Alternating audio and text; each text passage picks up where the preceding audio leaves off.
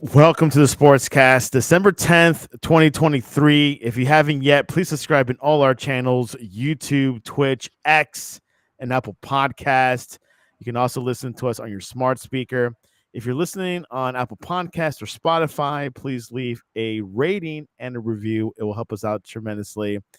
And we're also on online radio. You can listen to us there. Also go to thesportscast.net, thesportscast.net, or download our app, the Sportscast for iOS. Today is a special Sunday, but our special guest typically is available on these type of days, and he's have an upcoming podcast. He's across the pond. We love to have him on the Sportscast every time, but he can't. Sean Bastow, welcome back to the Sportscast. Thank you, Santiago. Thank you, everybody, for tuning in and supporting Santiago on the Sportscast, first and foremost. It's always a pleasure to be back on your show, and I'm really looking forward to just talking to you about the current season that's coming up of our Legendary Night show. And then, of course, I'm sure we'll be delving into some of the most recent events that have gone on in the boxing world. Absolutely. It's been a bit. We try to book you on, but with like time zones and schedules, you're a busy guy. You're working out and everything. Sean, you have been posting stuff on your social media about working out. You're almost like a professional boxer. Tell us that experience. Yeah, I mean, a little bit earlier on this year, there was a few difficulties in my personal life, and sometimes I think when you get to a point, you can't seem to find a way out of the situation you're in. And one thing that I felt like was missing from my life was the absence of being at a gym and going to a gym. So I decided to go to the local gym, which I'd been sending my children there to, and I started enjoying it again. I started getting the bug for it again. I started going 3, 4, 5 times a week. I started being involved with some of the professional boxers and training alongside them in the gym. And it's been really, really enjoyable throughout the course of this year. And it's really helped me from a mental health standpoint, and it's helped with my fitness levels again. And you know, I'm 37 years of age now, and I'm not getting any younger. I'm not essentially in my 20s and in that prime year anymore, whereas I feel through going back that actually I feel as good as I did 10 years ago, which is a fantastic feeling. And I'm sure people of our age bracket probably get the same feelings when you start to be able to get to that point again. Yeah, sometimes you hit a mark in your late 30s, early 40s. Hey, I need to get back in shape, back in my 20s. Like, how many pounds did you lose? Obviously, we use pounds here in America. You use kilos, I believe. But how much weight did you lose? So far, I've lost like 28 pounds, which is 2 stone in weight, which has been fantastic. And I've felt the difference, like I said, you know, and I feel the fitness levels rising and being able to get into the ring and spar with people and train alongside professional fighters who are doing this day in, day out. And to be able to sort of hold my own is, I think, is an incredible achievement. And I enjoy it. I continue to do it. Although the last few weeks has been a bit of a write-off, unfortunately, because I have suffered with a couple of minor niggling injuries, which I'm working on getting sorted now before I can get myself back in. But I think the main thing for me, and I'll say this to everybody listening, if you ever feel like you can never get yourself to that point again, if you ever feel that sort of downtrodden and downbeaten, please just walk through that door one more time, because it is the best thing I did this year was walking back through the door of a boxing gym and really enjoying myself again. Yeah, Sean, definitely check out his social media. Definitely see results night and day. Well, Sean has a new podcast. You know, in the UK, they have these great radio specials. I'm a radio freak. BBC creates one of the best radio episodes. Like, everyone in the UK creates great radio episodes, and Sean is one of them. And he has a special podcast coming out this month, actually tomorrow. Let's watch the trailer, and we'll talk about it after the commercial.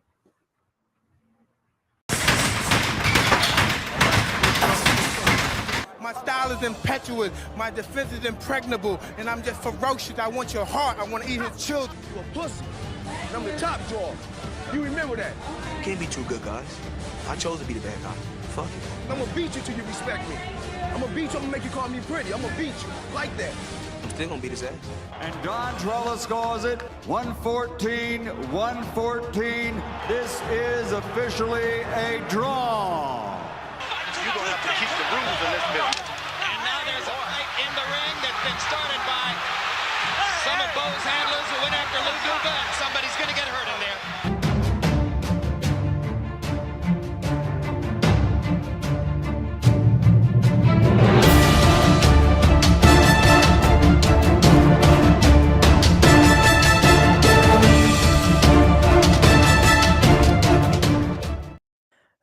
Legendary Nights by BTR Boxing starts December 11th.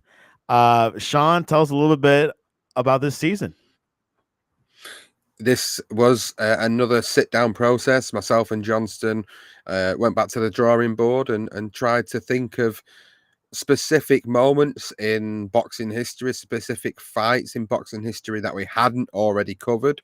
Bearing in mind, we've covered probably the most favorite fights of many boxing fans' careers. Like they look at it and go, "Oh, this is the fight I want to go to." Like the Gatti Ward or the Corrales Castillo fights. You know, some of the greatest fights of all time have been covered by us in the previous 3 seasons. So sitting down to do a 4th season at first seemed quite a difficult task, because it's like, what else can we do out there? What is out there that would really resonate with boxing fans, and what stories do they really want to hear? And with our niche being storytelling and with our niche being history, we decided to look through a list of the fights that we'd put together previously and start to really delve into them and look at what the factors were that led into these fights. What was surrounding the moment in time? Was there something nostalgic going on that we wanted to speak about? Were there fights that are in more modern times that maybe more modern boxing fans wanted to see? And we did. We come up with a list of 10 episodes, 10 fights. Some of the fights may not be as spectacular as others that we've covered, but again, it's all for us. It's all about the storytelling. It's all about telling the stories of maybe moments in time that you didn't realize actually happened, stories surrounding big fights and moments that you may know, you may not know. And the beauty of us putting these shows together is really to not just educate ourselves, but it's to educate the boxing fans out there as well. Like, one of the biggest thrills we get from doing these shows is when somebody who considers themselves to be an avid boxing fan, a bit of a hardcore boxing fan, will say to us, "Do you know what? I actually learned something new from that episode that you did." For us, that's the greatest compliment that we can get, because boxing history is so accessible through the means of the internet and social media. And even if you want to be old school and you want to go to a library and look up the stuff that's in there, books wise, it's so accessible now than what it was. So people could really go out and do their own research and put their own things together. And a lot of people, they do. That's how they create their own channels and YouTube outlets. But for us, we've always had this niche. We've always had this specific way of putting our stories together. And I really hope that when people listen to it, they can really appreciate that, and you really understand like the depths of analysis that we've gone to bring them a really great story surrounding these fights. Yeah, if you watch the trailer and if you're listening on the podcast, a couple of the clips that really stood out to me was Floyd, Money, Mayweather, and also Mike Tyson. Can you name a few of the fights you'll cover? Obviously, I know you're going to release ever so often, but I know, give us a few highlights of what you guys will be covering for this season and for this series. So there's a trailer that I know you're going to be playing shortly, so I'm not going to spoil it for people. But the first episode, of course, will be being released tomorrow, and I'll let Santiago play that trailer shortly. But what we've done for this season, we've included, if you've already guessed it, we've included a certain fight between Floyd Money Mayweather and Oscar De La Hoya. It was, at its time, it was the richest fight in boxing history, which has since been surpassed by 2 other Floyd Mayweather fights, ironically. But this specific fight was a moment in time again where boxing was kind of dead in the water a little bit in terms of where it was. All the big crossover pay-per-view stars had started to decline. They were being beaten. There wasn't any major stars and players in the sport anymore. And it was this fight that also really made Floyd Mayweather as a fighter and as a pay-per-view star. And people will argue that this was the moment where he as a fighter changed his style as well. I think this was one of the last fights where I can honestly remember his pretty boy era. He used to be pretty boy Floyd Mayweather, then he went to money Mayweather, but the pretty boy Floyd was a more aggressive attacking fighter. And I think this is probably the last fight that he does that in. And what we wanted to highlight is how significant it was for boxing and boxing history, and how it was a bit of a crossover and a changeover of the guard between the pay-per-view starring Oscar De La Hoya and Floyd Mayweather. Now, will you guys be releasing like every episode will be a surprise, or are you going to say, hey, this is this will be our this will be like, week 3 will be this episode and this one out, but you have a schedule, or you're going to keep it all surprising? Well, what we tend to do is we would like to, closer to the date the episode's being released, we'd like to try and drop a trailer for people. So when you drop that trailer for episode 1 shortly, it is already out on social media. So if you are following us, you'll know what the episode is and have seen it. And every week we try to do the same thing. We don't want to keep it a complete surprise to people, hence why we do a trailer. And if you look at the fights and the moments that are in the trailer, it's pretty straightforward to guess who's going to be involved in them, what fighters, and potentially what fights we're going to cover. But each week we will do a different promotional episode to put out there to show people the actual story that we're covering. The first 2 episodes will be coming out over the next 2 weeks. There is, of course, the holiday season, Christmas and New Year. So we've got the 11th episode 1, the 18th episode 2, and then 8th of January is when it returns for episodes 3 all the way up to 10 on a weekly basis. As Sean said, episode 1 drops December 11th, which is tomorrow. And it's on a special, probably one of the best American boxers of all time, obviously, arguably, Mike the Ice Tyson. And here is the preview for episode 1. My style is impetuous, my defense is impregnable, and I'm just ferocious. I want your heart, I want to eat his children. Yeah, I think he's a dirty fighter. I've seen him do a lot of dirty things, throwing elbows, headbutting people, trying to break people's arms.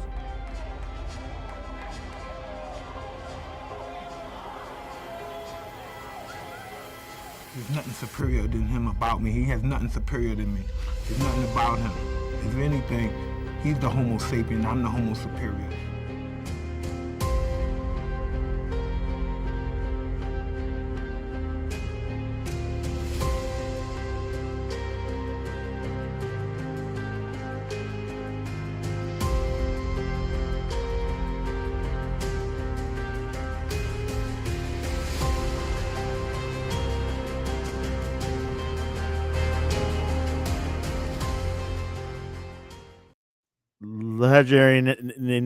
Legendary Heights, Lennox Lewis versus Mike Tyson drops tomorrow. That fight was was after the Evander Holyfield and Mike Tyson fight. Tell us a little bit about this episode. Obviously, it was USA versus UK. Lennox Lewis was from the UK and Mike was from the US. But tell us a little bit about this first episode. So this was a fight that had been anticipated for many, many years. And ideally, we should have seen this in around 96, 97. Mike opted to fight Evander Holyfield in their 2 bouts.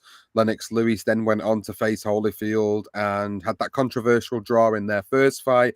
In the second fight, he ultimately got the victory and became the undisputed heavyweight champion. In fact, the last undisputed heavyweight champion that we've had was in 1999, and we haven't had one since, which is what we're hoping to get on February the 17th, 2024, as Fury and Usyk finally collide for all the belts. Let's hope that actually happens. But back to this particular episode, and it's quite a nostalgic one for people of a similar age to myself and you, Santiago.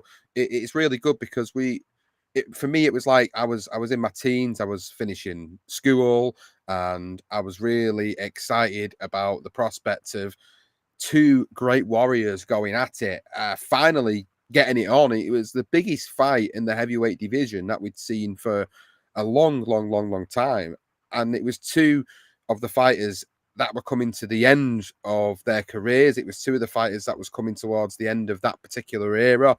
So when you think of Lennox Lewis and Mike Tyson's era, you're thinking about Riddick Bowe, you're thinking about Evander Holyfield, you're even thinking about the second coming of George Foreman and Tommy Morrison, all these great fighters from the 90s, Ray Mercer. There's many great fighters in the heavyweight scene from the 1990s. And also it was one of them moments as well where I think the American heavyweight boxing scene finally had to concede that it wasn't the superior boxing country in the world, because throughout the course of the 1990s, it was dominated by American heavyweights being champion until, like you say, Lennox Lewis comes along. And you had one moment, of course, with Frank Bruno when he wins in 1995 and becomes a WBC champion. But really, it was dominated by you guys. The Americans had the heavyweight title. It was being passed around from pillar to post. But this fight, Lewis Tyson, really was sort of the last great heavyweight matchup of the generation, despite the fact that Mike Tyson really wasn't the Mike Tyson that we all knew and loved. And it kind of felt like a sad end. But there was still that glimmer of hope within a lot of people when this fight came around, that Mike would show us something that he had shown us before and once again become heavyweight champion. Yeah, when Mike fought Lennox Lewis at that time, he was towards the end of his prime, correct? Yeah, absolutely. He's for me, Mike Tyson, and a lot of people will have this debate. Mike Tyson's prime was when he was undisputed champion in the late 80s. Once his life started to spiral out of control outside of the ring, he was never the same. He was never the same animal again. Yes, he came back after he came out of prison for a rape conviction, and it felt like he was that animal again. In fact, some people felt he was better in 95, 96 than what he was in the late 80s. But the people that he were fighting, with all due respect to them, they weren't the same fighters that he were fighting in the late 80s and into the early 90s. So when he matched up against the likes of Evander Holyfield, who people thought were going to be easily beaten by Tyson, Tyson didn't deal with that very well. And from 97 onwards, he was just on a complete spiral out of control in his life. And I think that's one thing that if you didn't know about his life, if you haven't read his book or watched his documentary, you'll learn from this episode, because that was something I didn't truly realize at the time of the fight in 2002 with Lewis and Tyson, was how bad Mike was outside of the ring, how the drugs, how the women, how everything else had taken control of him, so much so that he really was a shell of his former self going into the fight. Yeah, that was a very significant time, and interesting topic you brought up, that his that Mike was in his prime in the late 80s. He got knocked out in Japan by that one boxer. What was his name again? Buster Douglas. Buster Douglas. Yeah, I was kind of surprised. I think he made that quote where life is going good until you get sucker punch, right, or something. Yes, everyone thinks they've got a plan until they get punched in the face, I think is the quote that you're referring to there. But yeah, Mike obviously is one of them enigmas of the sport that you always were rooting for him, no matter what he did outside of the ring, no matter how crazy he seemed at times. You always wanted him to win. A part of you wanted him to go and do the job. And I bet there was probably some British fans out there at the time that wanted Mike to win, that wanted to see him get on top of the division once more time, because there's always been that debate about Lennox Lewis and his dual heritage and his dual nationalities. Of course, born in Britain, goes to Jamaica, resides in Canada, competes and wins a medal at the Olympics for Canada, and then he's classed as British when he wins heavyweight title. So people don't really look at Lewis, not everybody that is, but a lot of people don't look at Lewis as a legit British champion, although he was born in Britain. It's just that he moved around, and because he goes and wins that medal for Canada, people automatically go, well, he's no longer a British fighter, which is Which is strange. I can understand why people feel that way. And of course, because he's got a Canadian accent, I don't think that helps either. Yeah, and like you said earlier, after that Lennox Lewis Mike Tyson fight or feud, um, the heavyweight level was quiet, and maybe till I'm not a boxing fan, but till like Tyson Fury, it feels like.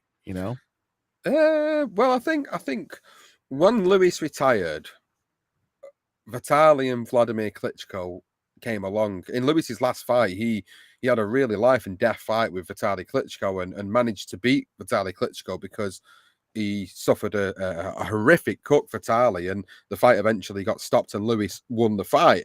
But from there on out, it was the Klitschko brothers who dominated for around about 10 to 12 years until the likes of Tyson Fury came along, the likes of Anthony Joshua came along from Britain and started bringing ourselves to the forefront as a country and as a heavyweight boxing country. But then there was also other fighters outside on the fringe as well. When Deontay Wilder came along, there'd not been an American fighter that had excited the audiences and had that one-punch knockout power probably since someone like Mike Tyson. So, yeah, it did go a bit dry. I think the Klitschko's kind of ruled the division for a long time. For better or worse, it made boxing a heavyweight scene stale. Yeah, quite a period of time for boxing. Maybe things might pivot soon. Before we get into the current events of boxing, what is the best way to read for people to listen to this podcast series, Legendary Nights? Well, they can find us on any available podcasting app. So the most popular ones are Apple and Spotify. If you are on Spotify and you're listening, please, there is a comments box now. They've really introduced a great feature in which you can ask a question about the episode and you guys can comment on it. So if you have a comment on the episode or any thoughts and feelings, you can literally drop it in the comments box below on the Spotify application. If you want to listen to it via YouTube, we do put the audio up on YouTube as well. But any available podcasting app out there, if you just type in Legendary Nights Podcast, you'll find all the episodes for this season and the previous 3. Definitely listen to Sean's episode. These podcast series are fantastic. I listened to the Darker Nights one earlier this year. It was fantastic, and things that I did not know about. Sean and his partner Johnson, they research these things. That stuff you don't hear in other networks or other platforms, but they do the research and stuff they didn't know about, but they leave it up to you to decide. Hey, this is what we thought. What do you think about it? They don't take a side. Hey, they just report the facts or the evidence they would get. So definitely take a listen to it. It comes out tomorrow. And Mike Tyson versus Lennox Lewis, Legendary Nights, that's definitely worth a listen for episode 1. And looking forward to the Mayweather one. Let's go into current events. Obviously, a lot of boxing fights this past year, Sean. The big one that I think you probably were more curious about was Fury versus Francis Ngannou. He's a former UFC fighter. Fury was knocked out a bit, but he still won the fight, and it was in Saudi Arabia. Your thoughts over that match? I didn't know what to expect going into it. I thought it might be quite one-sided. Maybe I was naive to think it was one-sided, and I genuinely thought, with it being an exhibition bout, that there might be some sort of pre-arrangement between the pair. And in exhibitions, usually there is a level of arrangement between the two competitors where they'll say, right, well, we're not going in there to actually try and knock each other out, but we are gonna throw them shots in, and maybe they'll try and pull them punches a little bit, and it has been known to happen in that way. At the end of the day, these two guys were paid a hell of a lot of money to go on and put an exhibition on. But Francis Ngannou came there and he ripped the script up a little bit because he puts Fury down, much to the surprise of Fury, of course, and everybody else watching. Nobody really anticipated that Fury would go down in an exhibition bout against a guy who was making his professional boxing debut. So it was a wake-up call, I think, for Tyson Fury and for Tyson Fury's team and the people around him to really start to make sure that he has got his head in this sport 100%, because if he hasn't got his head in this sport 100%, how is he expected to beat Alexander Usyk on February the 17th? Johnston, my counterpart for this show, truly believes that Usyk's going to beat Fury. And he's held that opinion probably for the past 2 to 3 years that we've been doing our shows together. He's absolutely adamant that if Fury was to come to the heavyweight division, he'll clean up. So far, he's going on course to do that. If he beats Tyson Fury, Usyk goes down as one of the greatest fighters, not just a heavyweight, but one of the greatest fighters of all time, having been an undisputed cruiserweight champion. To then come up to heavyweight and clear up the division there would be one hell of a feat indeed. Yeah, Fury versus Usyk. You mentioned that fight could be canceled, or you're hesitant to say that it will still go on, or? I think a lot of people feel, and not just me, I know there's a lot of people on social media that use X and Instagram that still are of the opinion that this fight won't actually take place on February the 17th. There's a lot of rumor and innuendo about Fury's lifestyle again outside of the ring, and as to whether this will happen again. My understanding is that a contract has been signed, as is everybody else's understanding. My understanding is also that both of these competitors are contractually obliged to make sure that this fight happens before a certain date, and that if it doesn't, then potentially they'd be in breach of contract. So who knows? It's anyone's guess at the moment. It really depends on who is closest to Team Fury and Team Usyk as to know the real insights of negotiations and contracts. But this is just what's reported and widely reported by respective journalists on social media and for different outlets. I will believe this fight happens the day that I see this fight happen. I want it to happen so badly. I want to see an undisputed heavyweight champion. But I've got to be skeptical about it and think, it's been talked about for a couple of years. It still hasn't happened. Fury keeps saying he wants it, then he doesn't want it, then he's pulling out. Yeah, it's. I'm a bit skeptical at the moment that it will actually happen until they see him in the ring. Yeah, this kind of reminds me of the Pacquiao and Mayweather fight that never happened until towards the end. So this is very paralleled. Usyk is Ukrainian, not Russian, right? Is that correct? He is Ukrainian. I think the confusion lies with that is because Ukraine used to be a part of the Soviet Union way back when. And because of that, people, I think, automatically assume geographically that, he is a Russian, but he's not. And unfortunately, as we know, that battle between Russia and Ukraine has been going on for quite some time and is still going on behind the moment. So Usyk proudly is a Ukrainian fighter. Yep. February 17th. That's the anticipated date, probably on DAZN, I imagine. Let's go to some more of the entertainment side. I know Sean's not a fan of it, but I know Sean has an opinion over it. Tommy Fury versus KSI. Fury won. Also, Tommy had a good fight, actually. He had a better fight with Jake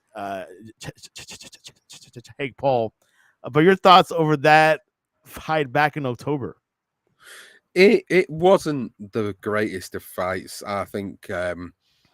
Being totally honest, like I did tune into it. I kind of felt like, given the success of the Jake Paul and Tommy Fury fight in general and the hype that it built and the sort of fan base it brought in, I was quite intrigued to see, what KSI could do against Tommy Fury and whether Tommy Fury would be better. And ultimately, I don't think he was that much better, Tommy Fury, in the fight with Jake Paul against KSI. Some felt KSI should have won that fight. I mean, I watched it, and a few people in my household watched the fight, and don't get me wrong, they're sort of casual watchers of the sport and don't actively tune into it the way I do.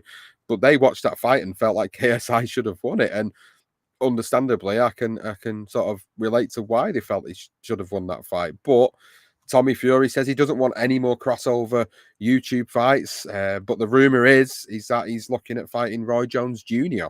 in an exhibition.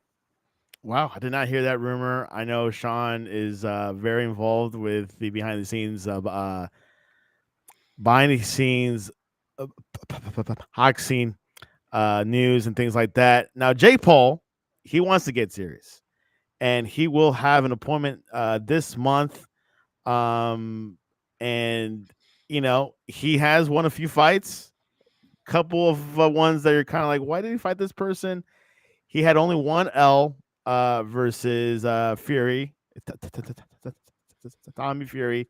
This time he'd be fighting against Andre August. Your thoughts over this move from Jake? I think he's just continuing to try and build a resume up, to be honest with you. I think he's lost his fight to Tommy Fury. I think he's trying to continue to build this record up to a point where he can become more marketable for a big fight again. Like Jake Paul's always said, hasn't he? And you always talk to me about this, is he's always said, oh, I want to fight Canelo one day. And it's like the reality of that happening is at the moment slim to none, unless Jake Paul brings something to the table where the Canelo team go, well, actually, if he's bringing in 30, 40, 50 million dollars to the table and his massive exponential fan base, Canelo, as he comes towards the end of his career, might actually buy into the fact that it's an easy payday for him. One of the greatest fighters of this generation could quite easily get in there with someone who's less experienced and have a relative ease night. So I don't know what his intentions are at the moment. Just when I think he's might be even going somewhere near legitimate, then he kind of does something that pulls me back again and makes me think, he is what he is. He's a fighter that's come from YouTube and he is of that sort of category. If he gets a significant win over a significant fighter, then again, as I've always said to you off the air, I would start to stand up and take notice. But his opponent, who he's fighting in the not too distant future, I believe hasn't fought for quite some time. He might have a pretty good record on paper, but his activity levels haven't been fantastic. So for me, it feels like a good way for Jake to step back into the ring again, maybe look good in doing so, and then maybe put his marketability right up again, where he could call for a big fight in 2024. He could maybe fight a legitimate fighter that has more experience than Tommy Fury had. And I think if Jake's going to make an impact in the boxing world, he has to go out there and he has to be a legitimate fighter. And Tommy Fury was and is a legitimate fighter, but he's a novice. He needs to fight somebody who's like 15, 20 fights into their career, who has fought legitimate either world champions or former world champions. If he was to do that and beat them emphatically, then I could honestly say, right, I'm going to have to take this guy a little bit more seriously now. Yeah, Jake Paul is fighting Andre August. As Sean's mentioned, he hasn't fought in I think 4 years, but he is 10-1. The fight will be in Orlando, December 15th. I've not been seeing much marketing from it, but you never know these algorithms from social media. Sometimes they pick and choose what they want to show me. So things like that. So the fighting world continues, and you definitely want to check out Sean's podcast, Legendary Nights. First episode, Lennox Lewis versus Mike Tyson. You don't want to miss that. I do remember that fight. I don't know if I bought the pay-per-view back then, but I do remember it. But Sean, one more time, what is the best way people to listen to this podcast series? So if you're not following us on social media, on Twitter or X as it's called, we are at Legend Night Pod on there, or you can just follow us at the BTR Boxing Podcast Network on all other available social media platforms, and you will get access to that episode quite easily. If you do subscribe to us on any of the platforms, it will be on the BTR feed as well as the Legendary Nights feed. And again, you can also find the episodes on YouTube if that's your preferred way of listening to these episodes. If you do want to give myself a follow on social media, I am relatively active on X, which is at Sean BTR Boxing, and the same on Instagram now at Sean BTR Boxing on there. You can see some of my little updates here and there, whether it be something in my personal life, whether I've been to an event, or whether it's just a training video and a little montage of what's been going on there. You can do that also as well. But again, I do appreciate all the support from you guys that have tuned into us, and it's been really appreciated. Now, you've been following boxing all your life. Now, training to boxing, what's one thing you did not know that, wow, I mean, I didn't know these boxers get into this stuff in the practice and the training. What you did not know coming into this? I think for me, I think when you go away from something that's athletic for a period of time, and then you try to come back into it, I think that's probably more difficult than actually being involved in said athletics. So I can imagine this is the same for many other sports. Like if you're a distance runner, or you're a 100-meter runner, or maybe you're a shot putter, if you go away for something for a period of time, I think you lose your confidence, you lose your fitness, and then when you get back into it, I think the one thing I will say is that muscle memory is 100% a thing, because when you get back into something, when your fitness levels do start to rise once more time, everything just feels like it was before, like clockwork. You might not be as fast as you once was 10 years before. You might not hit as hard necessarily, but you might find that what you get out of it is that the rhythm, the timing, is everything is kind of all still there. It just might not be the same exactly as it once was. So you have to adapt. And I think it's adapting to it is what's important. So if you go back into a sport, whether it be boxing or whether it be anything else, you'll find that you will have to adapt and make changes, whether it be in your diet or whether it be in the way you train, and obviously post-training as well. I think the biggest thing I've taken away from this is looking after my body a bit better. Like, I never went and had massages. I never went and seen chiropractors, which is what I'm seeing now. It's like I never did any of that. I'd literally just stretched before, stretched afterwards, did a few things at home to kind of keep my body, in shape. But I've realized as I've got older, it's 100% a necessity. So if I was talking to myself 10 years ago, I'd have said, make sure you go and get a massage once every fortnight, or make sure you go and do this, because it will help you in the long run. Yeah, there have it. Always get back into training, muscle memory. That is true. I mean, I experienced that after not training for a bit, coming back. Oh, I know how to do this. There is a comment from our Twitch channel, from Much Mars, Crew Mars, said raid. I'm not sure if that's a boxing term. Have you heard of raid? No, it's not. It's something new to me. I need a bit of an elaboration on that one. Me too. And we just random comments. Anyways, you can reach us at the Sportscast1 on X, Instagram, on also our website, thesportscast.net. And we'll be having shows all throughout this week. Christmas is coming. Sports still continue. You guys have Premier League all through December. We have the NFL throughout the whole December. So looking forward to it. Sean, give us a Christmas tip for this year before we go. A Christmas tip for this year. Don't overindulge. What is your favorite Christmas dish? We're quite traditional, so we have turkey.